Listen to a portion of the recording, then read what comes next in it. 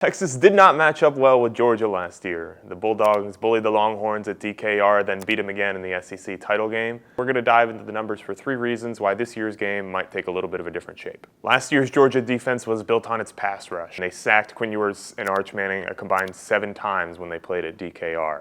This year's Georgia team doesn't really get after the quarterback. The Bulldogs have just 11 sacks in 9 games. That doesn't mean they're not going to try to get after Arch Manning, but that's not the way that defense is designed to play in 2025. Looking at our second factor, last year's game featured 2 pocket passers. Both Quinn Ewers and Carson Beck were not very elusive. They were kind of statues back there. That's not going to be the case with Arch Manning and Georgia quarterback Gunnar Stockton. If you subtract their stat yardage from their totals, they both got over 300 rushing yards on the season, and they're both really good at avoiding sacks. When Quinn Ewers was under pressure last season, roughly 23% of those reps turned into sacks. Arch is much better at avoiding those. He's at around 15%. Finally, we're going to talk about special teams. And I don't mean to unlock any repressed memories that Texas fans have from last year's championship game, but y'all know that special teams was a problem in that game. Burt Auburn missed a couple of really important field goals, and the Longhorns allowed a fake punt 4th down conversion that led to points for Georgia in a game that Texas lost in overtime. Texas was one of the worst special teams units in the country last year. This year, ESPN's special teams metrics have them ranked 2nd in the country